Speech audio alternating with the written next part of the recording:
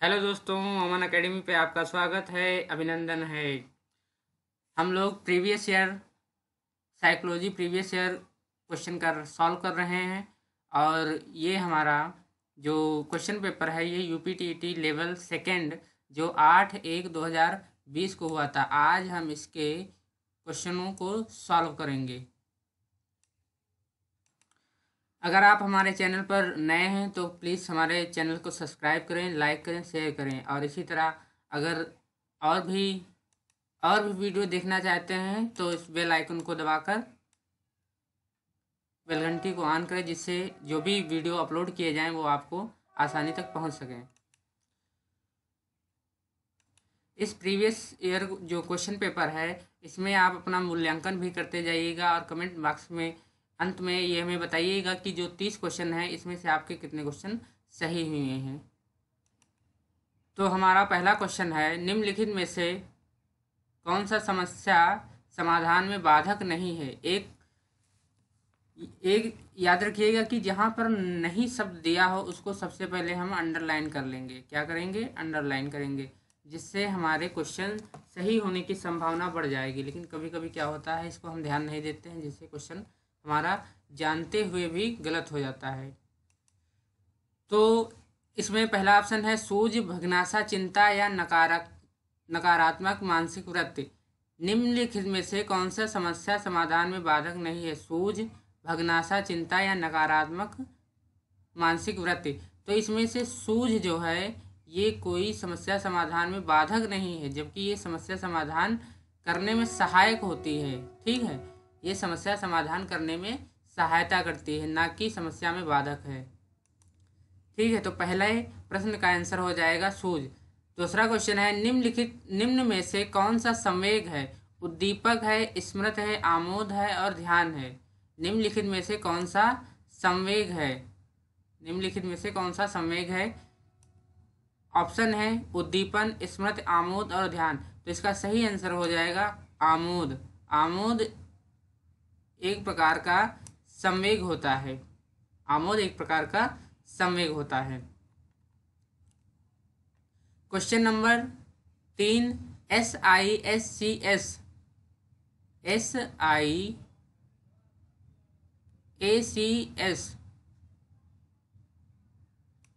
के साथ मूल रूप से संबंधित हैं। हर्बर्ट, लिपिड, फ्लेटर या मॉरिसन। तो इसका सही आंसर हो जाएगा ये फ्लेंडर है। याद रखिएगा, फ्लेंडर। ये फ्लेटर नहीं, फ्लेंडर है। यहाँ पर ये मिस्टेक हुआ है कुछ टाइपिंग में, तो इतना ध्यान रखिएगा, ये फ्लेंडर है। तो इसका सही आंसर हो जाएगा फ्लेंडर। निम्नलिखित कथनों में से कौन सा प्रश्न कौशल के लिए सही नहीं है? यहाँ पर फिर नहीं शब्द आ गया, इसको हम अंडरलाइन करेंगे। निम्नलिखित में से कौन सा प्रश्न कौशल के लिए सही नहीं है? प्रश्न पूछने में उत्साहवर्धन तरीकों का प्रयोग करना, प्रश्नों को प्रोत्साहन देना, हाँ अथवा ना उत्तर वाले प्रश्नों की संख्या बढ़ाना, या सुनने में संवेदनशीलता विकसित करना। सुनने में संवेदनशीलता। तो हमारा सही आंसर हो जाएगा हाँ अथवा ना उत्तर वाले प्रश्नों की संख्या बढ़ाना। तो ये जो प्रश्न कौशल का जो है ये सही नहीं है। केवल हम हाँ या ना वाले प्रश्नों की संख्या बढ़ाकर प्रश्न कौशल के जो उद्देश्य हैं उनको हम पूरा नहीं कर सकते। तो हमारा ये गा वाला आंसर सही हो जाएगा। ये याद रखिएगा, ये यूपीटीटी 2020 का पेपर है और इसमें अपने भी मूल्यांकन साथ साथ में करते जाइएगा। और कमेंट बॉक्स में हमें ये जरूर बताइएगा कि आपके 30 में से कितने क्वेश्चन सही हुए हैं। और ये सीरीज लगातार जारी रहेगी जब तक रीट 2021 हो नहीं जाती है। वैसे तो 20 जून को प्रस्तावित है, लेकिन कोरोना की वजह से हो सकता है डेट आगे बढ़ जाए, लेकिन हम लगातार तैयारी जारी रखेंगे। और ये वीडियो लगभग डेली एक मिल जाया करेगा आपको। ठीक है। क्वेश्चन नंबर 5, निम्नलिखित में से कौन सा व्यक्तित्व मापन का प्रक्षेपी तकनीकी है? व्यक्तित्व मापन की प्रक्षेपी तकनीकी है। साक्षात्कार, प्रासंगिक बोध परीक्षण, निर्धारण या अवलोकन। तो इसका सही आंसर हो जाएगा प्रासंगिक अंतर्बोध परीक्षण। इसको कहते हैं TAT यानी thematic approach test. Thematic approach test. Question number 6, सृजनात्मक समस्या समाधान की वह अवस्था जिसमें व्यक्ति असंगत सूचनाओं पर ध्यान नहीं देता उसे कहते हैं। बहुत अच्छा क्वेश्चन है। सृजनात्मक समस्या समाधान की वह अवस्था जिसमें व्यक्ति असंगत सूचनाओं पर ध्यान नहीं देता है उसे कहते हैं आयोजन, अनुवाद, प्रबोधन या उद्भवन। तो इसका सही आंसर हो जाएगा उद्भवन। इसका सही आंसर हो जाएगा उद्भवन। आगे देखते हैं। बोली जाने वाली भाषा की सबसे छोटी इकाई क्या है? अर्थविज्ञान, रूपग्राम, ध्वनिग्राम या वाक्य विन्यास। तो बोली जाने वाली भाषा की सबसे छोटी इकाई जो है वो है हमारा ध्वनिग्राम। कौन सा है? ध्वनिग्राम। क्वेश्चन नंबर 8, निम्नलिखित में से किस प्रश्न का सृजनात्मक चिंतन को सर्वाधिक अच्छे ढंग से अनुमानित किया जा सकता है? निम्नलिखित में से किस प्रश्न द्वारा सृजनात्मक चिंतन को सर्वाधिक अच्छे ढंग से अनुमानित किया जा सकता है? इसे कौन बता सकता है? सही उत्तर क्या है? सही उत्तर बताएं। क्या आप इसका उत्तर बता सकते हैं? और इसे कितने भिन्न तरीकों से हल किया जा सकता है? तो सृजनात्मक चिंतन को अच्छे तरीके से अगर बताना है तो यहाँ पर सही आंसर हो जाएगा घ वाला, कि इसे कितने भिन्न तरीकों से हल किया जा सकता है। ये सृजनात्मकता का एक अच्छा तरीका हो सकता है। क्वेश्चन नंबर 9 देखिए। सूक्ष्म शिक्षण है मूल्यांकन शिक्षण, वास्तविक शिक्षण, अवश्रेणीयन शिक्षण या प्रभावशाली। तो सूक्ष्म शिक्षण जानते हो माइक्रो टीचिंग एक तरीके का डेमो कह सकते हो, कि जब प्रिपरेशन कह सकते हो। तो इसका शिक्षण का सूक्ष्म शिक्षण का मतलब क्या होता है? मूल्यांकन करना। वास्तविक शिक्षण नहीं होता है, क्योंकि वास्तविक शिक्षण से पहले ही होता है। अवश्रेणीयन शिक्षण या प्रभावशाली। तो इसका सही आंसर हो जाएगा अवश्रेणीयन शिक्षण। अवश्रेणीयन शिक्षण देखा होगा, माइक्रो टीचिंग करते हैं जब जो कोर्स होते हैं, जैसे बीएड हो गया, बीटीसी, तो इसमें होता है। प्रणोद अवकलन सिद्धांत है हल का, मैकडूगल का, फ्रायड का या मैस्लो का। तो इसका सही आंसर हो जाएगा हल महोदय का है। क्वेश्चन नंबर 11, निम्नलिखित में से कौन सा अभिक्रमित अनुदेशन का सिद्धांत नहीं है? अभिक्रमित अनुदेशन जानते हो, स्किनर का दिया हुआ था। अभ्यास का सिद्धांत या छोटे छोटे पदों का सिद्धांत, सक्रिय अनुक्रिया का सिद्धांत या पुनर्बलन का सिद्धांत। तो ये जो 3 हैं ये अभिक्रमित अनुदेशन सिद्धांत हैं, लेकिन इसमें पूछा गया है नहीं, तो इसका ये हो जाएगा आंसर अभ्यास का सिद्धांत। अभ्यास का सिद्धांत किसका है? ये थॉर्नडाइक का है। किसका है? ये थॉर्नडाइक का है। क्वेश्चन नंबर 12, थॉर्नडाइक के उद्दीपन अनुक्रिया सिद्धांत में सीखने की प्रक्रिया में क्या महत्वपूर्ण नहीं है? क्रिया, प्रसूत, व्यवहार, अंतर्नोद, अभिप्रेरणा या उद्दीपन। तो यहाँ पर फिर दिखाया गया है कि नहीं है। तो यहाँ पर क्रिया प्रसूत सिद्धांत जानते हो, ये स्किनर का है, तो ये नहीं है, इसमें से ये नहीं है। तो इसका हमारा सही आंसर हो जाएगा का वाला, क्रिया प्रसूत सिद्धांत। क्वेश्चन नंबर 13, निम्नलिखित में से किस प्रकार के अधिगम को गेने ने अपनी अधिगम सोपानिकी में सर्वाधिक निम्न स्थान पर रखा है? गेने ने जो है, गेने के देखा होगा कि गेने ने जो है 8 प्रकार के अधिगम सिद्धांत बताए हैं, अधिगम सोपान बताए हैं। उसमें उन्होंने निम्न स्थान पर किसको रखा है? प्रत्यय अधिगम, शाब्दिक अधिगम, संकेत अधिगम या श्रृंखला अधिगम। तो इसका सही आंसर हो जाएगा संकेत अधिगम। गेने ने जो अपने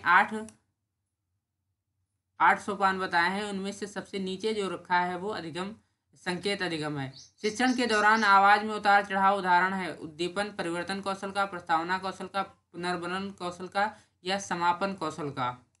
तो इसका सही आंसर हो जाएगा उद्दीपन परिवर्तन कौशल।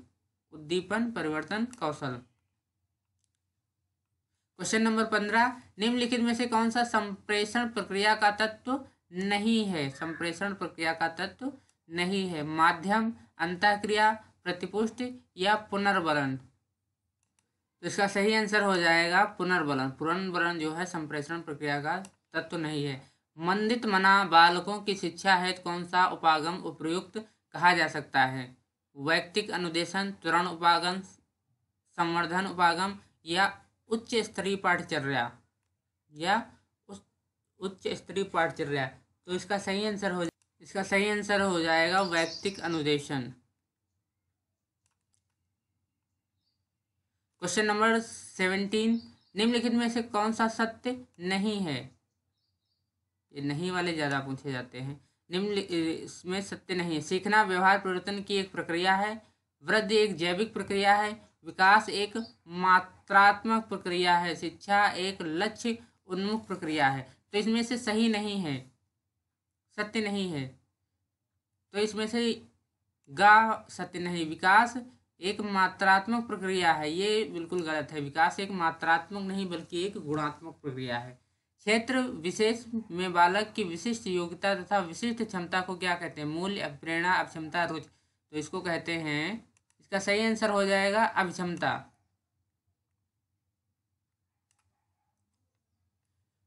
क्वेश्चन नंबर 19, ब्रूनर की प्रतिबिंबात्मक अवस्था पियाजे के संज्ञानात्मक विकास की किस अवस्था से मिलती जुलती है? औपचारिक संक्रियात्मक अवस्था, पूर्व संक्रियात्मक अवस्था, मूर्त संक्रियात्मक अवस्था या संवेगात्मक। तो जो मॉडल थ्योरी, जो ब्रूनर की जो है मॉडल थ्योरी, वो संज्ञानात्मक विकास, जो पियाजे के संज्ञानात्मक विकास से कौन सी मिलती है? तो ये मूर्त संक्रियात्मक अवस्था से मिलती है। माफ कीजिएगा, ये क्वेश्चन, इसका ऑप्शन ये नहीं होगा, इसका ऑप्शन ये है कि पूर्व संक्रियात्मक अवस्था। ये याद रखिएगा, ये याद रखिएगा, ठीक है।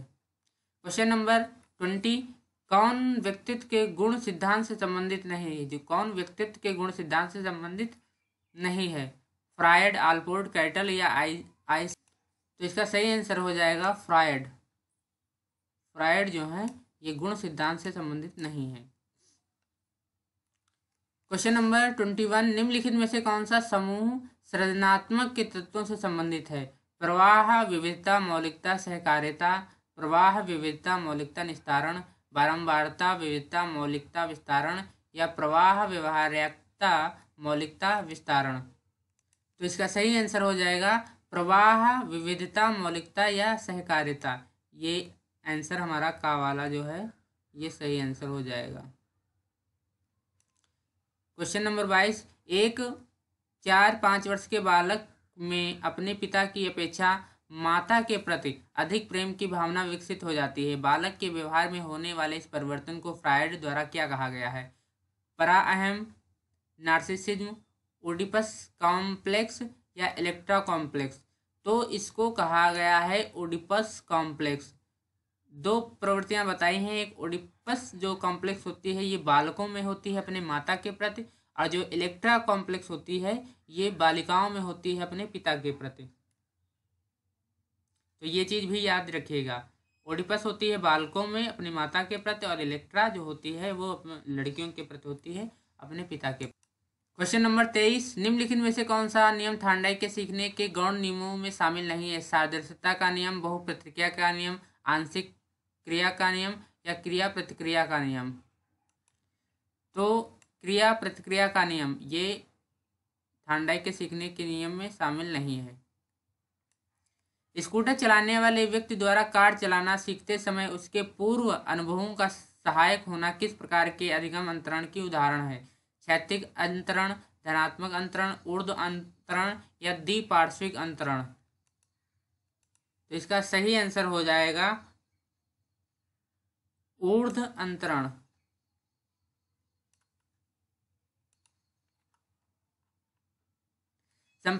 संप्रेषण संबंधी अक्षमता है डिस्फेसिया, डिस्ग्रेफिया, डिसलेक्सिया, डिसकैल्कुलिया। तो संप्रेषण संबंधी जो अक्षमता है उसको कहते हैं डिस्फेसिया। क्या कहते हैं? डिस्फेसिया। निम्नलिखित में से कौन सी शिक्षण विधि जनतांत्रिक नहीं है? प्रोजेक्ट वित्त, सहभागी, यहाँ सहभागी होगा, सहभागी विधि, व्याख्यान विधि या सामूहिक परिचर्चा। तो प्रजातांत्रिक विधि नहीं है, तो व्याख्यान विधि एक प्रजातांत्रिक विधि नहीं है। क्वेश्चन नंबर 27, शैक्षिक उद्देश्यों के ब्लूम के वर्गीकरण के भावात्मक पक्ष में से निम्नलिखित में से कौन सा संबंधित नहीं है? व्यवस्थापन, अनुक्रिया, आग्रहण या ज्ञान। तो इसका सही आंसर हो जाएगा ज्ञान, क्योंकि ज्ञान जो है ये क्रियात्मक पक्ष का है, ये भावात्मक ये जो है ज्ञानात्मक पक्ष का है, ठीक है। तो ये भावात्मक पक्ष से संबंधित नहीं है। निम्नलिखित में से कौन सा शिक्षण का स्तर नहीं है? परावर्ती, अभिप्रेरणा, स्मृति स्तर या अवबोध। तो इसका सही आंसर हो जाएगा अभिप्रेरणा। अभिप्रेरणा का स्तर, शिक्षण स्तर कोई नहीं है। सेकेंड लास्ट क्वेश्चन है, अधिगम प्रक्रिया उद्दीपन एवं के बीच की संगत है? पूर्व अनुभव, व्यवहार, अनुक्रिया या पशु। इसका सही आंसर हो जाएगा अनुक्रिया। इसका सही आंसर हो जाएगा अनुक्रिया। और ये हमारा लास्ट क्वेश्चन है, निम्नलिखित में से कौन सी शिक्षण विधि प्रगतिवादी सिद्धांतों पर आधारित है? आगमन, समस्या समाधान, प्रश्नोत्तर या निगमन। तो इसका सही आंसर हो जाएगा समस्या समाधान विधि। तो ये हमारा आज का जो है चैप्टर पूरा हुआ। अगर हमारे चैनल आपको ये वीडियो पसंद आ रहे हैं तो प्लीज़ लाइक और इस कमेंट ज़रूर करें, ताकि हमें पता चल सके कि हमारी कमियां क्या हैं और हमें क्या सुधार करने की ज़रूरत है और आपकी आवश्यकता क्या है। तो प्लीज़ देखने के बाद कमेंट करें और ये भी बताएं हमें कि जो है कितने क्वेश्चन आपके सही हो रहे हैं। धन्यवाद।